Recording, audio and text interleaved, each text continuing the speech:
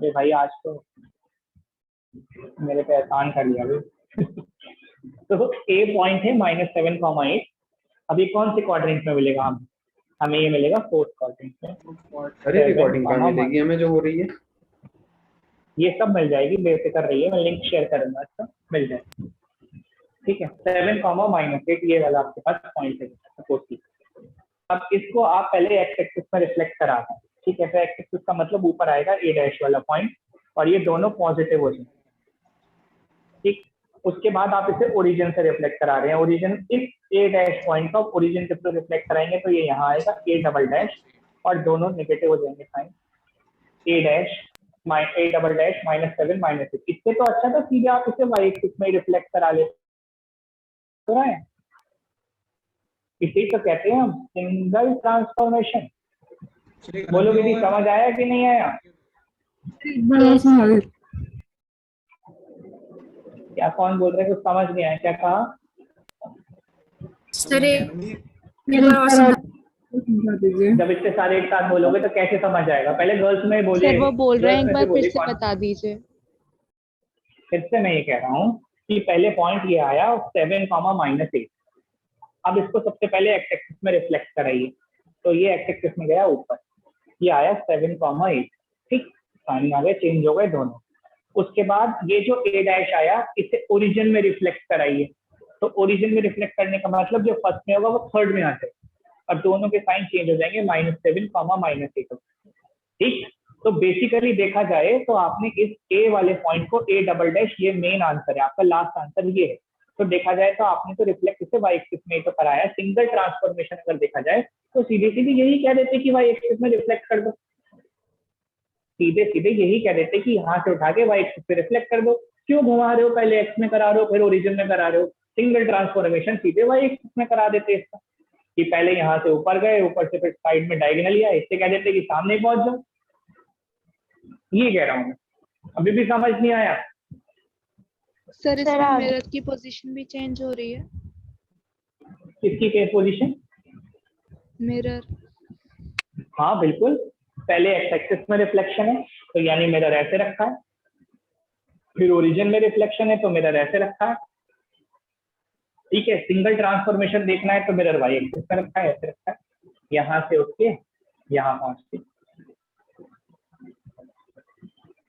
अब जैसे मान लीजिए आपके पास एक क्वेश्चन आता है तो वैल्यू दे रखी है -3,7 ये, और आपसे कह रहा है reflect this point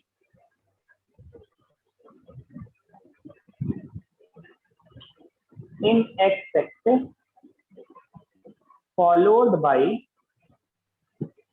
Y axis, कि पहले एक्स एक्सिस में रिफ्लेक्ट करिए फिर वाई एक्सिस में, सॉरी फॉलोड बाई ओरिजिन। ये क्या है? यानी आपसे कह रहा है पहले तो एक्स एक्सिस में रिफ्लेक्ट करके दिखाइए, फिर जो आंसर आए उसे ओरिजिन में करके दिखाइए। तो आप लिखेंगे mx इंटू एम वाई, तो सीधे सीधे हो जाता है M Y, mx into M origin is equal to M Y. तो बेसिकली आप सीधे सीधे इस पॉइंट को, जो बी पॉइंट है, उसे ऐसे लिखिए और इसे वाई एक्सिस के थ्रू रिफ्लेक्ट करा दीजिए। अब मैं ये नहीं बताने वाला कि वाई एक्सिस में चेंज होने के बाद इसके कोऑर्डिनेट क्या आएंगे, एटलीस्ट ये तो खुद पता लगा लीजिए। ये ऐसे रखा है वर्टिकली मिरर, बताइए इसका आंसर क्या आएगा वाई एक्सिस के थ्रू रिफ्लेक्ट करने के बाद। अगर ये भी नहीं बता सकते तो आप चैप्टर पढ़ने के हकदार नहीं है। सर 3 हाँ बताइए, बताइए क्या आंसर आएगा? 3,7 बोलिए। 3,7 आएगा। क्यों आएगा? क्योंकि ये पहुंचेगा सेकेंड क्वाड्रेंट में, -3,7 वाई एक्सिस, ये हमारा रिफ्लेक्शन है, तो आंसर आएगा 3,7। कि अगर मान लीजिए उसने कहा पहले ओरिजिन में रिफ्लेक्शन करके दिखाइए फिर एक्स एक्सिस में रिफ्लेक्शन करके दिखाइए, फर्क कुछ नहीं पड़ेगा, आंसर वाई एक्सिस के थ्रू आएगा। फर्क कुछ भी नहीं पड़ेगा, आएगा वाई एक्सिस के थ्रू। चाहो तो करके दिखा देता हूँ, देखो एक पॉइंट है ए, सबसे पहले ओरिजिन के थ्रू रिफ्लेक्ट कराया तो सीधे यहाँ आएगा ए डैश के तौर पर। ठीक, और जब ओरिजिन के थ्रू रिफ्लेक्ट करा दिया तो फिर किसके थ्रू कराना है, एक्स एक्सिस के। तो एक्स एक्सिस से ऊपर आएगा यहाँ ए डैश, तो सीधे सीधे यही जो कह दो वाई से रिफ्लेक्ट कर लो। बोलो, दोबारा बताता हूँ फिर देख लो एक बार। एक पॉइंट है ए, उससे पहले ओरिजिन में रिफ्लेक्ट कराया, यानी फर्स्ट वाला थर्ड में आया, ठीक है। उसके बाद इस कोऑर्डिनेट को, जो ए डैश वाला कोऑर्डिनेट आया, इसे एक्स एक्सिस में रिफ्लेक्ट कराइए, यानी ऊपर ये एक्स है और ये एक्स डैश है। पीछे से वॉइसेस आ रही हैं, बंद कर दीजिए माइक जिसका ओपन है, उसको ए डबल डैश में कराते। तो सीधे सीधे आप ये नहीं कह सकते कि इसका सिंगल ट्रांसफॉर्मेशन वाई एक्सिस में होगा इसका। बोलो, सबको समझ आया कि नहीं आया? Yes sir. बाकी बोलिए भाई, समझ आ रहा है नहीं? Yes sir. यस सर आ रहा है। Yes sir. तो मान लीजिए हमारे पास एक पॉइंट है P -5 -8, ये पॉइंट। अब हमें पहले इसको ओरिजिन में रिफ्लेक्ट कराना है, फिर एक्स एक्सिस में, तो आंसर my आएगा। तो सीधे सीधे my लिखिए, -5 -8 लिखिए, और इसका अपोजिट साइन हो जाएंगे। कौन से क्वाड्रेंट में? थर्ड में। सीधे उठ के फर्स्ट में जाएगा 5 नहीं 5 और 8, हाँ 5 -8, करेक्ट। वाई एक्सिस में, बिल्कुल कॉस्टो ने ठीक बताया, मैंने गलत बोल दिया। उठ के सीधे यहाँ से यहाँ आ जाए, ए से ए डबल डैश समझ लो, ए सिंगल डैश समझ लो। -5 -8 थर्ड क्वाड्रेंट में आएगा, थोड़ा ऊपर कर देता हूँ इसको, थर्ड क्वाड्रेंट में आएगा, यहाँ यहाँ से यहाँ आ जाए, ये है वाई एक्सिस के थ्रू रिफ्लेक्शन। तो ये थर्ड पॉइंट। फोर्थ पॉइंट क्या है? फोर्थ पॉइंट है कि अगर मान लीजिए आपका पहले रिफ्लेक्शन आपने वाई एक्सिस में कराया, फिर ओरिजिन में करा रहे हैं, तो समझ लीजिए कि एक्स एक्सिस में रिफ्लेक्शन हो रहा है। या फिर अगर आप पहले ओरिजिन में कराते हैं, फिर वाई एक्सिस में कराते हैं, तो समझ लीजिए कि रिफ्लेक्शन एक्स एक्सिस। अब ये बताइए, इसको भी एग्जाम्पल के थ्रू या ऐसे डायग्राम के थ्रू बताऊं या समझ गए? नहीं सर, ये हम समझ गए। सर समझ गए। Thank God, thank you so much जिसने सबसे पहले कहा कि हम समझ। अगर फिर भी दिक्कत है, कोई प्रॉब्लम नहीं। अगर एक भी बच्चा ये कहता है नहीं हमें नहीं आया, इसे एग्जाम्पल से समझाइए, तो मैं फिर एग्जाम्पल दे सकता हूँ। हार क्या कहते हैं, हाथ नहीं छोड़ना, नहीं कोई नहीं, हाथ नहीं छोड़ना, साथ नहीं छोड़ना, बात अलग है। आप भूल जाइए, कोई बात नहीं है। रिजल्ट आने के बाद कौन आशीष सर कैसे, कोई दिक्कत नहीं, हम नहीं भूलेंगे। सर डबल समझ गए यार कहाँ समझ गए। नेक्स्ट देखिए, इसके बाद इनवेरिएंट पॉइंट। वो पॉइंट जो रिफ्लेक्शन के बाद भी चेंज नहीं होते, वो इनवेरिएंट पॉइंट्स कहलाते हैं। The point invariant points.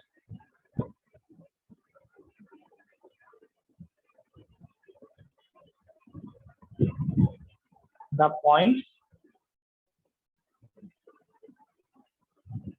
which do not change or alter after reflection are termed as invariant points.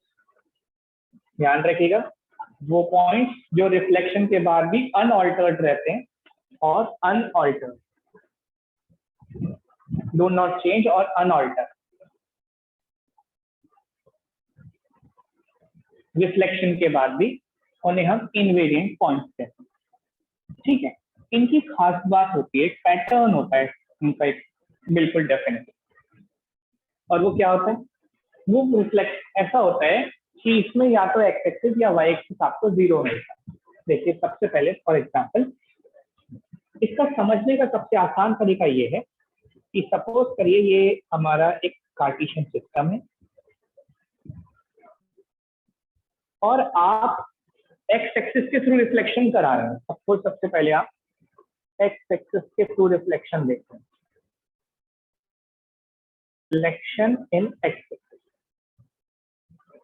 ऐसे समझिए कि आप मिरर के ऊपर ही खड़े हैं, ऐसे समझ लीजिए। सपोज करिए एक बहुत बड़ा मिरर है और आप मिरर के ऊपर ही खड़े, तो आपकी इमेज कहाँ बनेगी जरा बताना? सामने बनेगी या लेफ्ट में बनेगी, राइट में बनेगी, या बैक बनेगी, या नीचे बनेगी, बिल्कुल जहां आपके पैर होंगे वहां बनेगी। बनेगी सर नीचे नीचे बननी सर चाहिए। नीचे बनेगी। नीचे, यानी जहां आप खड़े हैं, अगर ये आपका मिरर है सपोज कीजिए और आप यहाँ पर खड़े हैं, तो यहीं पर आपकी इमेज बन जाएगी वर्टिकली ऐसे, अगर आप खड़े हैं। बात समझ आई कि नहीं आई, पहले ये बताइए। यस तो समझ लीजिए, Yes. तो समझ लीजिए Yes, sir. इनवेरिएंट पॉइंट यही पॉइंट होते हैं, ऐसे पॉइंट जो रिफ्लेक्शन के बाद भी वहां के वहीं रह जाए। ठीक है, अब कैसे? वो सारे पॉइंट जो एक्स एक्सिस पर लाई करेंगे और आप उनका एक्सिस में रिफ्लेक्शन देख रहे हैं, वो अनऑल्टर्ड रहे, वो रिफ्लेक्ट ही नहीं होंगे। जैसे लाइन देखिए, ये बड़ी, जो सारे इस लाइन पर लाई करेंगे, देखिए कैसे, 0 1 2 3 -1 -2 -2, चाहे तो पॉइंट ले लीजिए 1 0 2 0 3 0 -1 0 -2 0 -3 0। अब आपको इन पॉइंट्स को एक्स एक्सिस के थ्रू रिफ्लेक्ट कराना। अब एक्स एक्सिस के थ्रू रिफ्लेक्ट कराना है, वही एक्स एक्सिस का मतलब तो शीशा भी यहीं रखा है, मिरर भी यहीं रखा है, ऐसे मिरर रखा है, ये जो देख रहे हैं आप, देखिए ऐसे मिरर रखा है और ऐसे ही पॉइंट लाई कर रहे हैं। तो कहाँ उठ के जाएंगे? ये कहीं भी नहीं जाएंगे, ये एज इट इज रह जाएंगे। यहीं पर रखा है ऑब्जेक्ट और यहीं पे बनी इमेज। देखिए, समझ लीजिए फिंगर जो है हमारी, ये C को -0 पर दिखा रही है और उसका रिफ्लेक्शन देखिए पीछे नीचे जो लिखा है -3, 0। समझ लीजिए जो मेरी फिंगर है ऊपर है, ये ऑब्जेक्ट है और उसका कोऑर्डिनेट है -2, 0 और इसका रिफ्लेक्शन देखिए लिखा है, पेन से मार्क करके जो लिखा है -2, 0। वो सारे पॉइंट जो एक्स एक्सिस पर लाई करते हैं, अगर आप उन्हें एक्स एक्सिस के थ्रू रिफ्लेक्ट करेंगे तो वो अनऑर्डिनरी नहीं होंगे और उनके रिफ्लेक्शन के कोऑर्डिनेट का आंसर भी सेम होगा जो आपको शुरू का कोऑर्डिनेट दे रखा हो। जैसे फॉर एग्जांपल, अगर आपको रिफ्लेक्ट कराना है, mx कराना है 5, 0, क्या mx का मतलब बताया था? रिफ्लेक्शन इन एक्स एक्सिस, बताया था कि नहीं बताया था? Yes Yes, sir. Yes sir yes. अब देखो जरा 5, 0 कहाँ आएगा? सपोज करो 5, 0 यहाँ है। अब किसके थ्रू रिफ्लेक्शन कराना है? एक्स एक्सिस के। अरे यहीं पर मिरर रखा है, यहीं पर ये ऑब्जेक्ट लाई कर रहा है, ऐसे मिरर रखा है, ये चाहे ऐसे रख लो हॉरिजॉन्टली, ऐसे देखना होता है ऐसे रख लो, ऐसे ही तो मिरर रखा है आपका और ऐसे ही आप इसको रिफ्लेक्ट करा रहे हैं। तो कहाँ जाएगा ये पॉइंट? कहीं भी नहीं जाएगा। सर बोलो ऑब्जेक्ट यहाँ मिरर समझ पे ही आया? है। हाँ, ऑब्जेक्ट मिरर के ऊपर। यार मैंने कहा तो सबसे शुरू में कि समझिए आपने ग्राउंड पर एक मिरर रख रखा है, ठीक है, जमीन पर आपने एक मिरर रखा और आप उसी के ऊपर खड़े हो, तो आपकी इमेज कहाँ बनेगी? मिरर पे ही तो बनेगी। और जब आप नीचे गर्दन करके देखेंगे, डाउन करके देखेंगे, तो आपको वहीं नीचे आपकी इमेज नजर आएगी। तो समझ लीजिए कि आप ऑब्जेक्ट भी वही है, इमेज भी है, कुछ इस तरह से एज इट इज। ये इस तरह से आप Yes, समझ sir. लीजिए ऑब्जेक्ट और ये इस तरह से। इसको अगर मैं ऐसे वर्टिकली खड़ा करके दिखाऊं तो कुछ समझिए कि नहीं समझे? ऊपर वाला ये हमारा Yes, sir. ऑब्जेक्ट हो गया और ये हमारी इमेज हो गया, as it is stick to. चलो अब ये बताओ जरा, mx, हाँ बोलो, -3, 0, आंसर बताओ रिफ्लेक्शन इन एक्स एक्सिस। -3, -3, -3, 0। अच्छा, चलो ये बताना जरा एक्स एक्सिस में +5 -7। +5 +5 -7 अच्छा अच्छा, पहले चेक तो कर लो क्या लिखा है। +5 -7 लिखा है। 5, 7 रटने से मतलब है, रटने से मतलब है, कुछ भी लिख दो बस उसका आंसर। अरे भाई तुम देखो तो सही, y एक्सिस 0 होना चाहिए, y का कोऑर्डिनेट जो है वो 0, ऑर्डिनेट 0 होना चाहिए। कहाँ है ऑर्डिनेट 0? हाँ, इसीलिए तो मैं भी तो मैं यही तो देख रहा था, मैंने क्या जवाब देंगे। वाह क्या रट रखा है। चलो इसका बताओ, -5, 0। अब बताओ एक्स रिफ्लेक्शन इन एक्स। -5, 0 -5,0। एक बात मैं यहाँ पर क्लियर कर देनी चाहता हूँ, अभी किसी बच्चे ने भी पूछी थी, उसको जरा ध्यान से देखो। अगर यही पॉइंट जैसे 5,0, -5,0, 3,0, -3,0 और भी सारे पॉइंट जिनके सारे के सारे y 0 हैं, अगर इन्हें y एक्सिस में रिफ्लेक्शन किया जाता तो सेम आंसर नहीं रहता। ध्यान रखिएगा, आपको ये बात ध्यान रखनी है कि इनवेरिएंट पॉइंट्स अगर आप निकाल रहे हैं और आप रिफ्लेक्शन इन y एक्सिस दिखा रहे हैं तो समझ लीजिए उसका ऑर्डिनेट 0 होना चाहिए, तभी आंसर आपका सेम रहेगा। अगर कोई पॉइंट एक्स एक्सिस पर लाई कर रहा है तो उसका y 0 होता है, और अगर उसका रिफ्लेक्शन इन एक्स एक्सिस होगा तो आपको मेक श्योर करना पड़ेगा उसका y 0 हो। ये ट्रिक है, ट्रिक याद करा रहा हूं। अब मैं क्या बता रहा हूँ देखिए, ये मैंने 3-4 पॉइंट यहाँ पर लिए, अब मैं इनको y एक्सिस के थ्रू रिफ्लेक्ट करा रहा हूं। तो अगर मेरा ग्राफ ये है simple x x dash y y dash, तो अब ग्राफ में मिरर इस तरह से रखा है वर्टिकली, ये है मेरा रफ की बात, समझ गए? y एक्सिस का मतलब Yes, sir. हमने वर्टिकली रखा है। ठीक, अब मैं बताता हूँ इनके रिफ्लेक्शन कैसे आएंगे। जैसे सपोज कीजिए पहला कोऑर्डिनेट है 5,0, ये a है, तो इसका रिफ्लेक्शन क्योंकि मिरर ऐसे रखा हुआ है उसके यहाँ से यहाँ आएगा -5। जी, इसका रिफ्लेक्शन आएगा यहाँ पर -5,0। तो ध्यान रखिएगा x एक्सिस के कोऑर्डिनेट को अगर आप x एक्सिस से ही रिफ्लेक्ट करा रहे हैं और चाहते हैं कि वो इनवेरिएंट पॉइंट बने तो आपको मेक श्योर करना पड़ेगा उसका y 0 होना चाहिए और सेम एक्सिस के थ्रू रिफ्लेक्शन होना चाहिए कि पॉइंट भी x एक्सिस पे ही लाई कर रहा है, भी x एक्सिस में दिखाना चाहते हैं, the point is lying on x axis, और आप रिफ्लेक्शन भी x एक्सिस में ही करना चाहते हैं, तभी वो अनऑल्टर्ड रहेगा। और इसकी ट्रिक है कि उसका y 0 हो। यहाँ पर भी y 0 है लेकिन आप रिफ्लेक्शन y एक्सिस में करें। चलिए ये वाला पॉइंट बताइए कहाँ पर लाई करेगा। अगर मैं यहाँ पर देखता हूँ -3,0 और y एक्सिस के थ्रू रिफ्लेक्ट हो रहा है, कहाँ आएगा पॉइंट बताइए? 3,0। 0 यहाँ पर आएगा 3,0। तो ये अगर b है तो ये b डैश बनेगा, और ये अगर a था तो ये a डैश। चलिए अब y एक्सिस के लिए इनवेरिएंट पॉइंट बताना, क्या समझ रहे हो? आसान है? हाँ आसान तो है, अगर है वही बताना होता तो तब तो खत्म भी हो जाता चैप्टर। तो ऐसी ऐसी एक्स्ट्रा चीजें बता दी जो चैप्टर में भी नहीं है, तो ये है कि बस याद रहे आपको।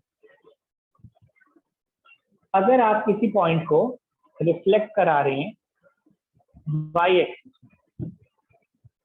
किसमें करा रहे हैं? y एक्सिस में, और आपका पॉइंट भी y एक्सिस पर ही लाई कर रहा है, तो वो इनवेरिएंट पॉइंट रहेगा, अनऑल्टर्ड रहेगा, और उसे हम कहेंगे इनवेरिएंट पॉइंट। क्या मतलब है? ध्यान से देखिए, x x dash y y dash, जितने भी पॉइंट्स इस लाइन पर लाई करेंगे y एक्सिस वाली लाइन पर, और आप रिफ्लेक्शन के लिए भी इसी लाइन का यूज कर रहे हैं, यही आपकी रिफ्लेक्शन की लाइन है, यही आपकी रिफ्लेक्शन की लाइन है, तो ये सारे के सारे पॉइंट्स इनवेरिएंट है। समझ लीजिए कि ऑब्जेक्ट यहाँ पर है, नीचे मिरर है, ऊपर ही ऑब्जेक्ट रखा है, तो इमेज भी नीचे ही बने। ये आपको पता होगा कि जो आपका प्लेन मिरर है वो वर्चुअल इमेज बनाता है, पता है कि नहीं पता है? Yes, sir. Yes. की खास बात ये होगी कि इनका x 0 होगा, जैसे 0,1, 0,2, 0,5 ले लेते हैं, या 0,-1, 0,-4, 0,-5, ये सब इनवेरिएंट पॉइंट्स रहेंगे अगर हम इनका रिफ्लेक्शन y एक्सिस में करा दें। इनका रिफ्लेक्शन अगर आप y एक्सिस में कराएं तो ये सब इनवेरिएंट पॉइंट है, चाहे तो चेक कर लीजिए। 0,1 यहाँ कहीं लाई करेगा, 0,2 यहाँ कहीं आएगा, 0,3 यहाँ पर आ जाएगा, 0,4 यहाँ आएगा, 0,5 यहाँ आएगा, 0 -1, 0 -2, 0 -3 सब इनवेरिएंट पॉइंट्स हैं। तो अगर आपको लिखा है my यानी y एक्सिस में रिफ्लेक्शन कराना है 0,1 का, तो आपका आंसर 0,1 ही रहेगा। अगर सपोज करिए my में रिफ्लेक्ट कराना है 0,-7 का, तो आपका आंसर 0,-7 ही रहेगा। मेक श्योर करिए कि आप उसे y एक्सिस में रिफ्लेक्ट कराएं। ये पॉइंट ध्यान रखिए कि आप उसे y एक्सिस में रिफ्लेक्ट कराएं। अगर अपोजिट एक्सिस में कराने लगे तो बात अलग है, अभी भी मैं उसको समझाऊं। तो इनवेरिएंट पॉइंट वो पॉइंट्स होते हैं जो रिफ्लेक्शन के बाद भी चेंज नहीं होते। सर हाँ बेटा बोलिए। सर इसका रीजन लिखना पड़ेगा सर बोर्ड्स में? नहीं, कोई जरूरत, वो खुद इनवेरिएंट पॉइंट्स के बारे में आपसे पूछेगा। ठीक है। ठीक, अब लास्ट पॉइंट देखिए। अगर इन्हीं पॉइंट्स को आप एक्स एक्सिस में रिफ्लेक्ट करा रहे हैं, यानी आपका जो रिफ्लेक्शन का मिरर है वो इस पर रखा है, ठीक है, और आपके पॉइंट्स ये पर ये वाले, तो ये नीचे आएंगे यहाँ। अगर ये ए डैश है तो ये, अगर ये ए है तो आपका पॉइंट ए डैश यहाँ है, मतलब आपका जो मिरर रखा होगा वो ऐसे रखा है। तो ये जितने भी पॉइंट हैं, जैसे 0,1, तो उसका आंसर बनेगा 0,-1, उसके यहाँ से यहाँ आएगा, या 0,5, तो उसका उठा के नीचे आएगा 0,-5। ये एक्स एक्सिस के थ्रू रिफ्लेक्शन।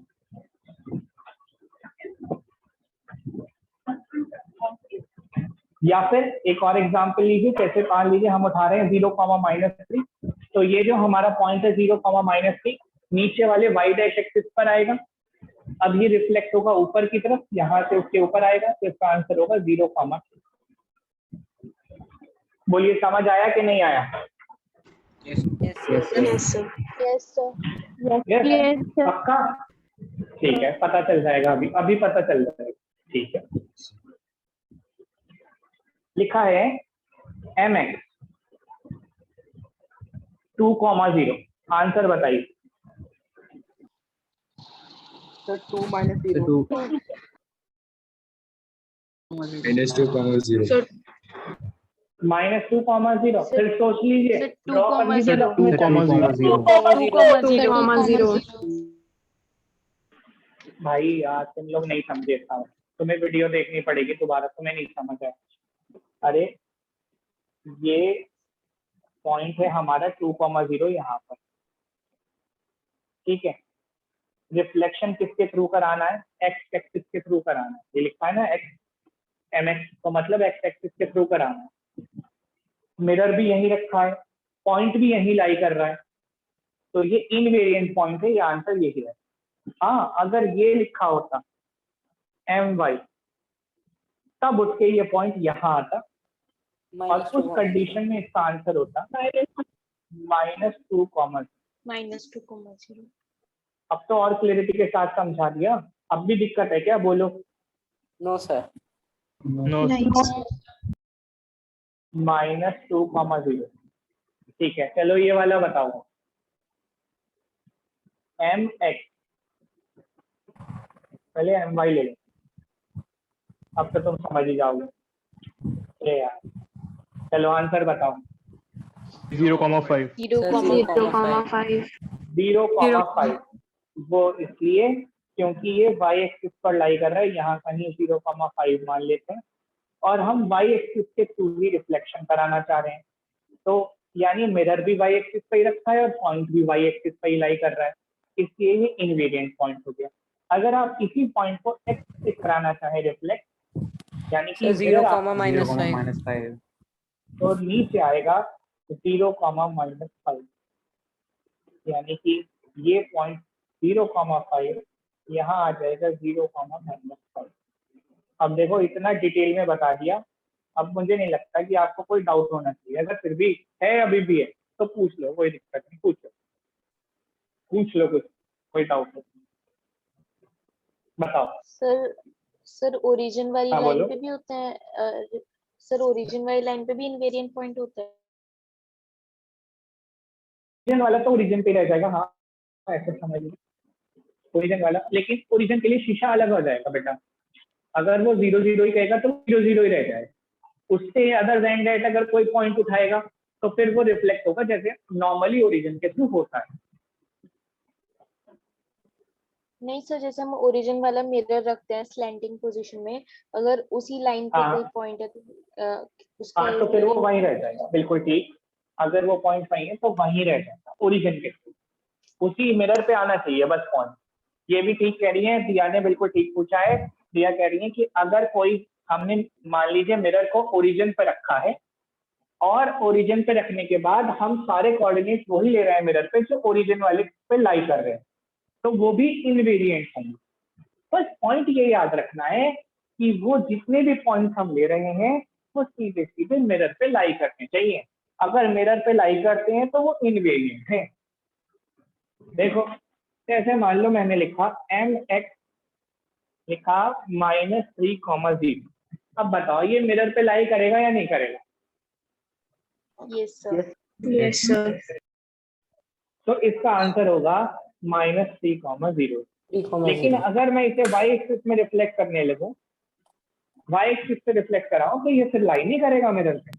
इसका मतलब ये हुआ ये -3,0 यहाँ कहीं आएगा, जैसे ये वाला पॉइंट आया था, और मिरर ऐसे रखा है वर्टिकल, तो ये उठ के यहाँ से इधर आ जाए, पॉजिटिव हो जाए। बोलो 3, समझ आया 0. कि नहीं आया? Yes, sir. सर ठीक है, हाँ बोलो बेटा। सर तो इस केस में सिंगल ट्रांसफॉर्मेशन तो पॉसिबल नहीं है। नहीं, सिंगल ट्रांसफॉर्मेशन का पर्सपेक्टिव नहीं है, क्योंकि देखो हमने एक ही तो लिया है बस mx या my। सिंगल ट्रांसफॉर्मेशन अलग है, वो 2 बार रिफ्लेक्ट करना पड़ता है, जैसे पहले एक्स एक्सिस फिर वाई एक्सिस, या फिर पहले एक्स एक्सिस फिर ओरिजिन।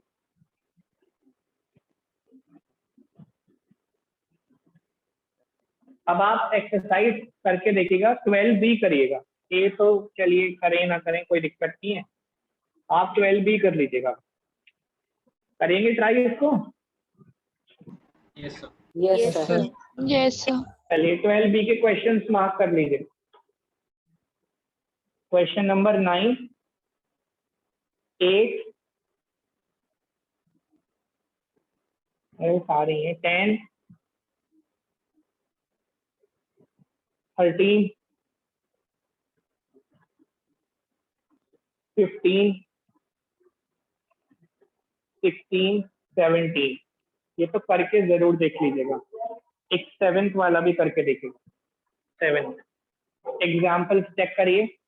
एग्जाम्पल नंबर 6 इंपॉर्टेंट है और एग्जाम्पल नंबर 7 भी इंपॉर्टेंट।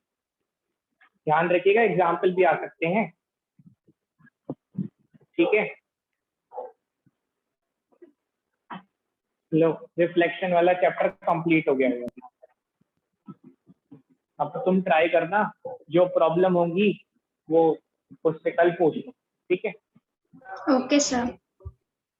देखो अगर कल प्रॉब्लम पूछते हो आप तो फिर मुझे ऐसे ही ग्राफ पेपर पे जैसे ये बताया था ऐसे ही बना के दिखाना पड़ेगा, तो जूम पे ही क्लास लेनी पड़ेगी। और अगर आपकी कोई प्रॉब्लम नहीं हुई बता देना, पहले ही पूछ के रखूंगा, नहीं होगी तो फिर हम नॉर्मली बोर्ड पे पढ़ा देंगे, ठीक है।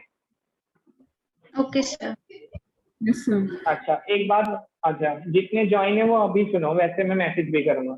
अब आप 14 चैप्टर को करके रखो, हम DE को ट्राई करो, आप CDE को ट्राई करते रहो, उसको पूरा कंप्लीट करने की कोशिश करो। मीनवाइल ऐसा करेंगे कि हम कल से फिजिक्स शुरू करते हैं, 7A वाला चैप्टर है आपका जो साउंड वाला, उसको करते हैं, ठीक है। अगर आपकी प्रॉब्लम ज्यादा नहीं हुई तो कल से ही हम फिर अपना चैप्टर नंबर 7 शुरू कर देंगे, ठीक है। कुछ तो बोलो। Sir chapter 6 yes sir. भी तो रह रहा है। 6 में बेटा सिलेक्टेड आएगा, 6 में सिलेक्टेड है और वो थ्योरेटिकल पार्ट है, उसमें थोड़ा सा समझाना है, बाकी आपको याद करना है। इलेक्ट्रोमैग्नेटिक जो स्पेक्ट्रम है उसकी प्रॉपर्टीज है मेनली। तो अगर कुछ और एक्स्ट्रा, वैसे मैंने सिलेबस देख लिया है, जो रिड्यूस्ड है वही पढ़ा, हटा के बाकी पढ़ाना है। उससे ज्यादा थोड़ी है, थोड़ी उसमें कोई न्यूमेरिकल वगैरह भी नहीं, कुछ बहुत छोटा सा पार्ट है। इसलिए पहले जो मेजर पार्ट है 7th A वाला उसको कंप्लीट करना, ठीक है। सर आप Okay, sir. पहले कह रहे थे ना कि आप पढ़ाएंगे वो वाला चैप्टर पूरा। कल मार्क करा दूंगा। चलिए पहले ऐसे कर दूंगा कि पूरा पढ़ाने का पर्सपेक्टिव ऐसे करूंगा बेटा, पूरा तब पढ़ाऊंगा जब पहले जो हमारा कोर्स है हाफ ईयरली का वो कंप्लीट हो जाएगा, तो बाकी बच्चा हुआ पार्ट भी पढ़ा। Okay sir. हाँ तो दिया इसलिए कर रहा हूँ, पहले मैं अपना हाफ ईयरली वाला कोर्स पूरा करके 7th A पहले पूरा करूंगा, आगे करूंगा, फिर उसके बाद उस चैप्टर नंबर 6 को उठा लूंगा, पूरा ही पढ़ा दूंगा फिर एक साथ। Okay sir. सर आप पहले मार्क भी करा दीजिएगा। हाँ करा दूंगा, कल से पहले मार्क्स भी करा दूंगा। किसमें बताइए, सब फिजिक्स के लिए कह रहे हैं? Yes sir. हाँ ठीक है बेटा, जो जो जरूरत होगा जहाँ जहाँ मैं मार्क करा दूंगा। Okay sir. Thank you, sir. Sir Thank you, sir. Thank you sir. हाँ बेटा बोलिए। Thank you sir. सर आपको रेशियो एंड प्रोपोर्शनैलिटी वाले की प्रॉब्लम्स कब तक लेंगे? आपका टेस्ट कब है ये बताइए, संडे में है? Sir Sunday. Yes sir. Yes, sir. Problems लेने के लिए संडे, कल फ्राइडे है। अरे यार Yes. सर आपने तो वो चैप्टर बहुत अच्छे से डिस्कस कर रखा है, तो प्रॉब्लम्स व्हाट्सएप पे ही ले लेंगे। Yes sir. अरे कुछ